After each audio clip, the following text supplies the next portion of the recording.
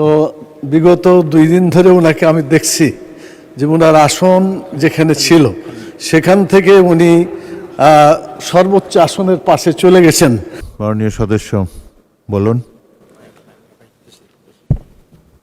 ধন্যবাদ মাননীয় স্পিকার। বেশ কিছুদিন থেকে সংসদ চলছে আলহামদুলিল্লাহ প্রাণবন্ত।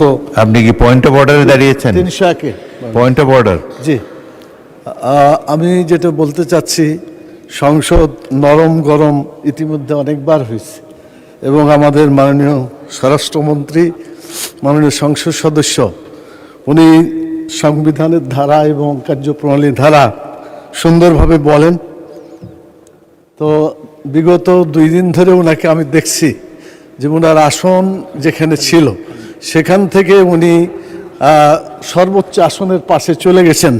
জানি না মাননীয় প্রধানমন্ত্রী ওনাকে সেই সুযোগ দিয়েছেন বা তাকে কোনো বিশেষ ছাড় দিয়েছেন কিনা। যদি না থাকে তাহলে মাননীয় স্পিকার, এই সংসদের রুলস অফ প্রসিডিউর যা আছে এগুলোকে সঠিকভাবে বাস্তবায়ন করার জন্য আপনার দৃষ্টি আকর্ষণ করছি।